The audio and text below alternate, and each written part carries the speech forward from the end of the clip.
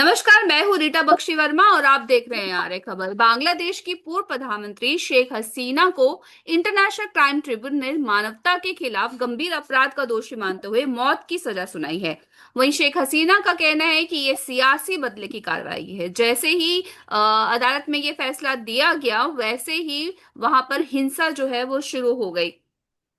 और बांग्लादेश में जो है ये आशंका जताई जा रही है कि हिंसा का वातावरण जो है वो पैदा हो रहा है। और बांग्लादेश अब किस राह पे जाएगा, इस मुद्दे पर बात करने के लिए हमारे साथ है फॉरेन एक्सपर्ट, साथ है सुब्रतो मुखर्जी, और ये डीयू के रिटायर्ड प्रोफेसर भी हैं। सर, आपका आर्य खबर में बहुत बहुत स्वागत है। धन्यवाद। सबसे पहला सवाल तो ये है कि जिस तरह से बांग्लादेश में शेख हसीना को मौत की सजा सुनाई गई है, इसे आप किस रूप में देखते हैं? क्योंकि ये तो तय ही माना जा रहा था कि इस तरह से ही उनको ये फैसला आएगा। देखिए, सबसे पहले हमें ये देखना है जो हसीना जो सरकार थी उसका लेजिटिमेसी लेके काफी सवाल पहले से ही था।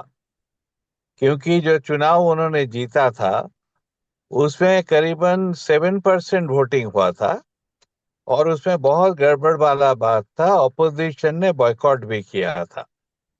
दूसरा जो सवाल है, ये जो ट्रायल जिसने ये सजा है, ये एक पार्लियामेंट एक्ट हसीना रेजिम था, आई थिंक 2009। और इसमें काफी कार्रवाई हुई और कुछ लोगों का कैपिटल पनिशमेंट भी मिला।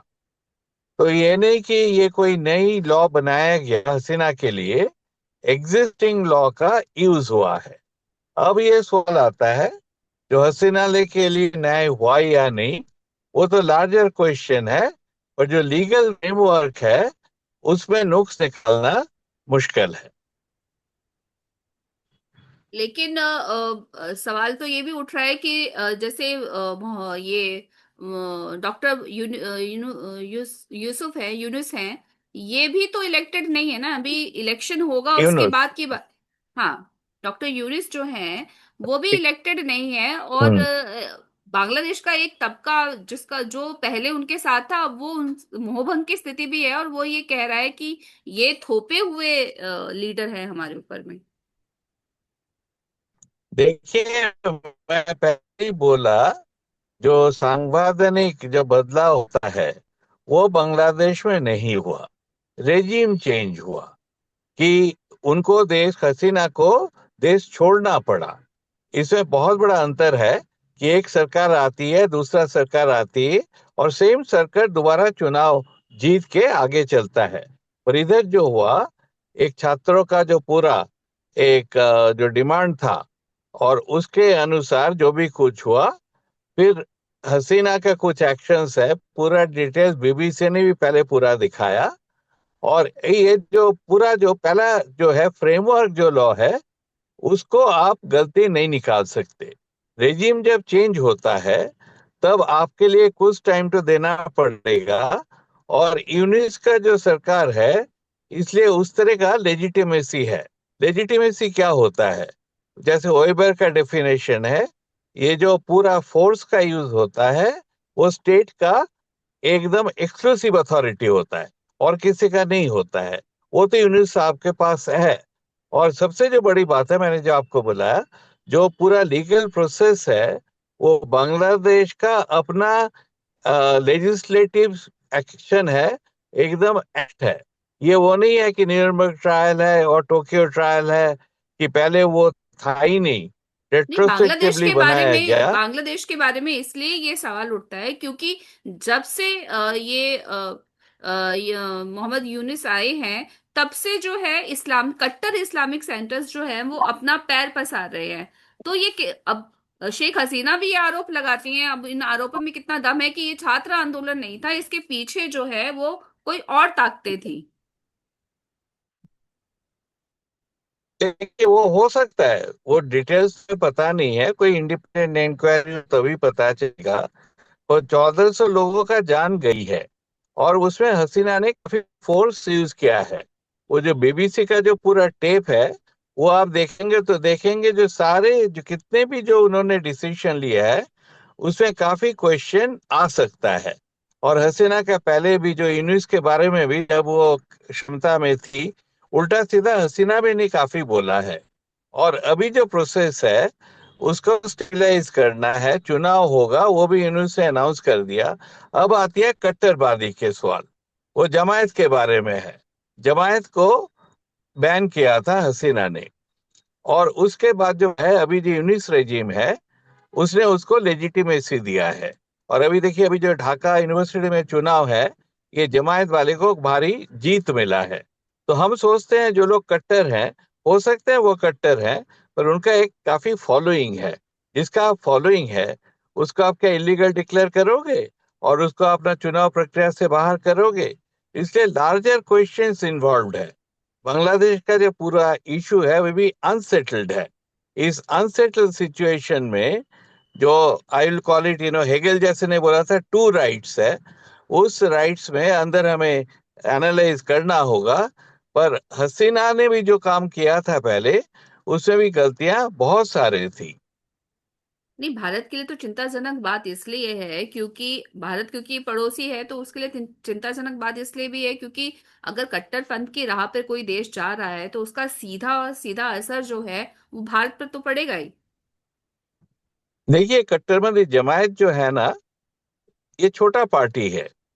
ये पावर में नहीं आएगा। ये हो सकता है कोalition पार्टनर बने। वेरी लाइकली अभी जो चुनाव होगा उसमें बीएनपी पावर में आएगी, बांग्लादेश नेशनलिस्ट पार्टी। और बांग्लादेश नेशनलिस्ट पार्टी पूरा एक कोalition पार्टी जैसे पार्टीज होता है, और उसमें एक मिर्जा फखरुल है, शायद वही प्रधानमंत्री बने। और इनको सारे को लेके चलना ही पड़ेगा, क्योंकि सर कट्टरपंथी से तो काम चलेगी नहीं। सही इसलिए आप एक एक डेमोक्रेसी का एक खासियत है, जो मॉडरेशन इनएविटेबली आता है, और बांग्लादेश में भी वो आएगा। अभी जो टर्बुलेंस है वो सामयिक है, ये परमानेंट फिक्सचर नहीं होगा।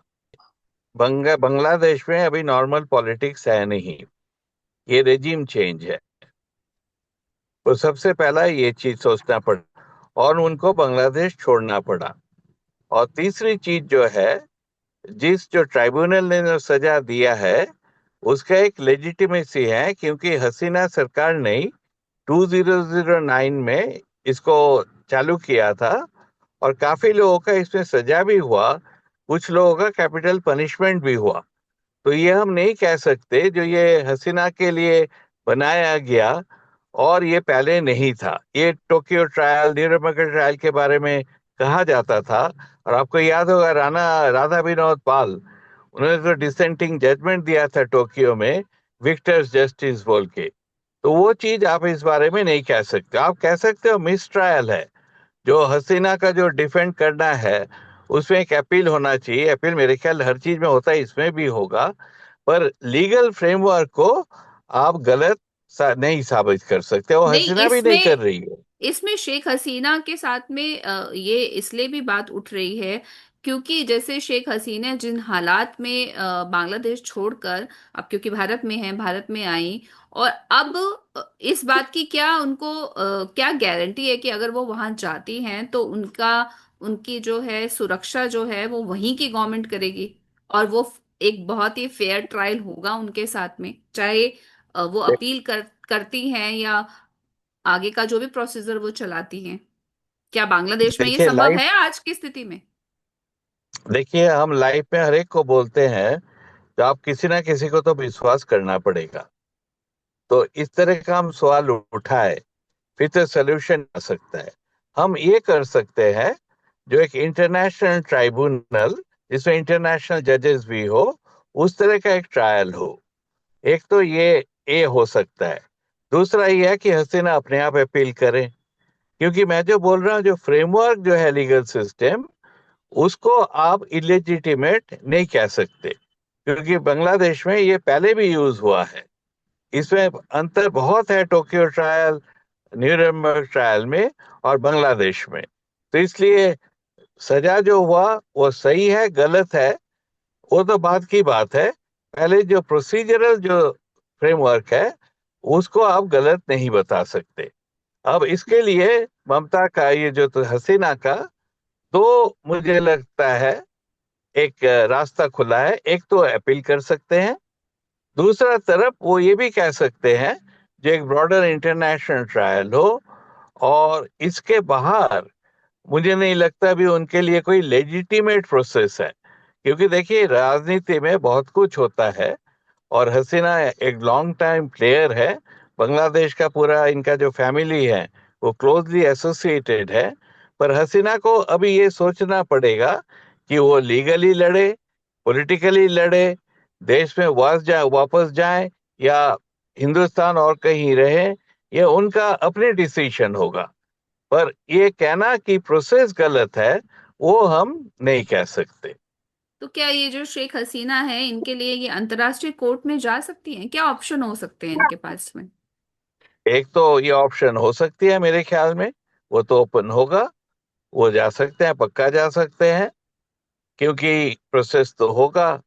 पर उनको कुछ ना कुछ अभी करना पड़ेगा। और अभी देखिए आवामी लीग के लिए तो प्रॉब्लम है बांग्लादेश में। अभी जो आगामी चुनाव है उसमें शायद ये लोग को हिस्सा ही ना देने दें। सिचुएशन नॉर्मल नहीं है, तो सिचुएशन एबनॉर्मल है।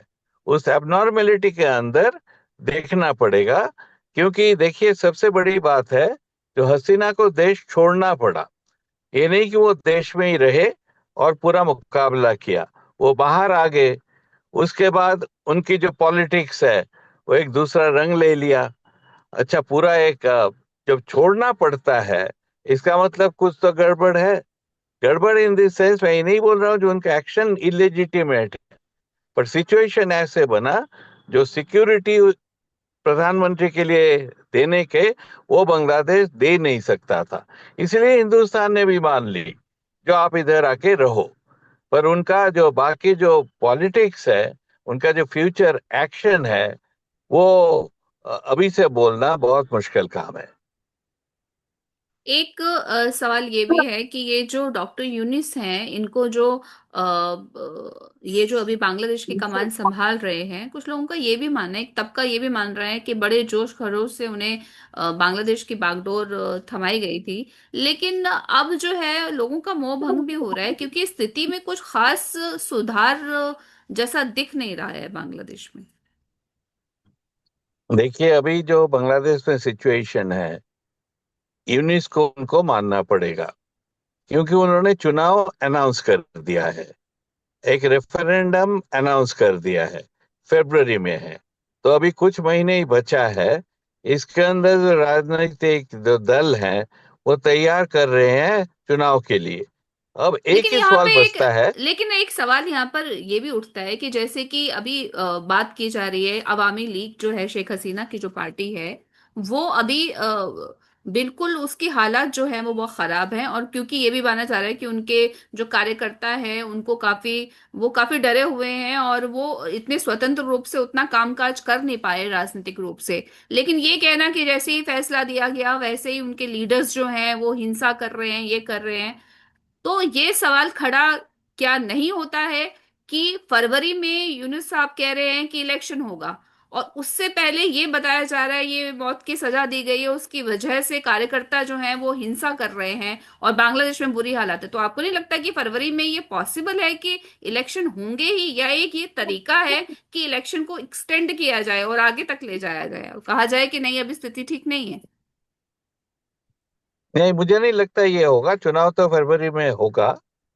और अब जो सवाल आता है फ्री एंड फेयर इलेक्शन, देखिए बांग्लादेश का जो प्रॉब्लम रहा ना, बाकी 20-25 साल का, पूरा यही लोगों का ख्याल है कि फ्री एंड फेयर इलेक्शन नहीं होता था।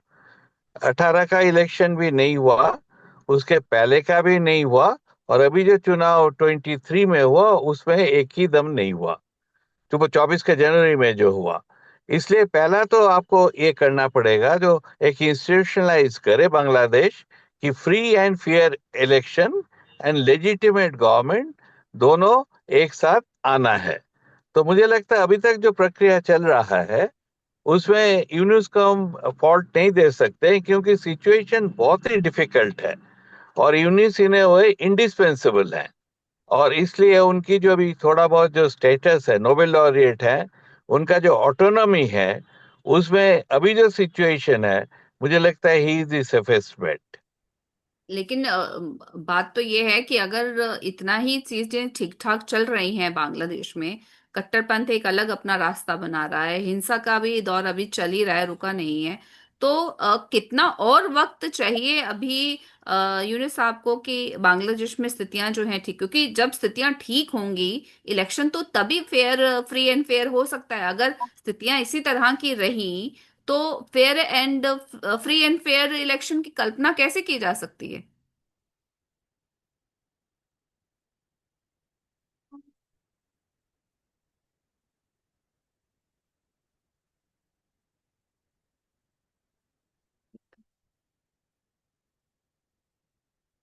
बहुत अच्छे पॉपुलर लीडर हैं, वो शायद पूरा कमान संभालेंगे। तो ये कहना है कि जमायत पावर में आ जाएगा, ये मुझे नहीं लगता ठीक है। वो फ्रिंज में है, कोalition हो सकता है।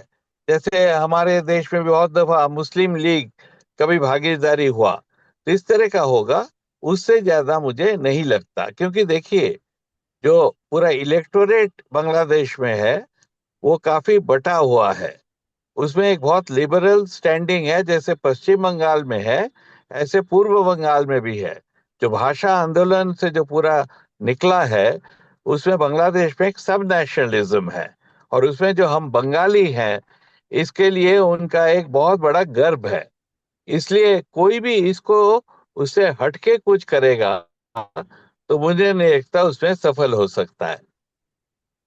नहीं, मेरा सवाल तो ये था कि जिस तरह से बांग्लादेश की आज की स्थिति है, जब से उन्होंने कमान संभाली है डॉक्टर यूनुस ने, बांग्लादेश में स्थितियां बहुत अच्छी तो नहीं मानी जा सकती। जैसे आप कह रहे हैं फ्री एंड फेयर इलेक्शन की बात, आप कह रहे हैं कि फरवरी में होगा ही पक्के तौर पे, लेकिन जब तक स्थितियां जैसे, अब कट्टरपंथ तो है, चाहे आप कह रहे हैं कि नहीं वो बहुत ही ज्यादा पावरफुल नहीं है, लेकिन वो अपनी जड़ें जमा रहा है, ये रिपोर्ट्स आ रही हैं। इसके अलावा हिंसा भी हो रही है, तो ये एक तबका ऐसा भी है जो असंतोष है उसको कि भाई जो हमने सोचा था वैसा अभी हो नहीं रहा है। तो अगर बांग्लादेश में इस तरह की पूरी स्थितियां हैं, तो इलेक्शन तो तभी होता है जब कोई देश जो है वो थोड़ा शांत होता है। अब शांति इलेक्शन के बाद आएगी, या फिर हम ये सोचें कि शांति होगी तो इलेक्शन होंगे? क्योंकि फ्री एंड फेयर तो इलेक्शन तभी हो सकता है जब बांग्लादेश में सब कुछ स्मूथ चल रहा हो। देखिए, ये तो चिकन एंड हेन वाली स्टोरी है ना। यह अवस्था काफी गंभीर है। उसमें एक क्लियर डायरेक्शन लगाना, पहले शांति आए फिर चुनाव हो, इससे सब कुछ डिपेंड करेगा जो फरवरी का चुनाव कितना फ्री एंड फेयर होता है। और मुझे लगता है यूनिस साहब का जो स्टैंडिंग है, जो इंटरनेशनल सपोर्ट है, उसमें ये होगा कि कम से कम फ्री एंड फेयर इलेक्शन तो होगा। और उसके बाद जो बाकी जो सवाल हैं, वो आहिस्ता आहिस्ता होगा, और फिर ही बांग्लादेश स्थितिशील बनेगा। पर मैं ये दोबारा बता रहा हूँ, जो बांग्लादेश में एक जो सब्सटैंटिव मिडिल क्लास आया है, एक लिबरल जो ट्रेंड है, रविंद्रनाथ टैगोर का जो फॉलोइंग है, उसमें बांग्लादेश में जो फ्रिंज एलिमेंट है, वो फ्रिंज में ही रहेगा। वो सेंटर पॉइंट में आने की स्थिति में नहीं है। इसके अलावा अगर शेख हसीना की बात की जाए तो क्या लगता है आपको उनके पास क्या ऑप्शन है? क्या उन्हें अंतर्राष्ट्रीय कोर्ट में वो जाएंगी, और अगर जाएंगी तो वहां पर किस तरह से इसे लिया जा सकता है? देखिए, मैं पहले ही बोला, हसीना के लिए सिचुएशन गंभीर है, क्योंकि ये रेजीम चेंज है। रेजीम चेंज मतलब होता है जो एक पीढ़ी से दूसरी पीढ़ी में जाने का संकेत है। अब पॉलिटिकली वो वापस बांग्लादेश जाके कुछ करना चाहते हैं, वो तो कमिंग 5-6 साल में असंभव लगता है। अब उनके लिए जो रास्ता है, वो है लीगल बैटल का, मुझे लगता है। और जो और कोई चारा है इसमें, उसे उनको अपील करना चाहिए, और कोई इंटरनेशनल कोर्ट का कंसेप्शन हो सकता है, उसमें करना चाहिए। पर राजनीति में अभी वापस जाना, मुझे नहीं लगता हसीना के लिए संभव है। तो अभी जिस तरह से वो भारत में है, तो आपको ये लग रहा है कि आने वाले टाइम में वो अभी, और उनके पास कोई ऑप्शन नहीं है कहीं और जाने के लिए? मुझे और कोई देश में वो जा सकते हैं, वो मुझे नहीं पता। पर बांग्लादेश में वापस जाके पूरा राजनीति में एक इम्पोर्टेंट फैक्टर होना, मुझे ये करीबन असंभव लगता है। ये पोस्ट अवामी लीग फेज बांग्लादेश में आ रहा है।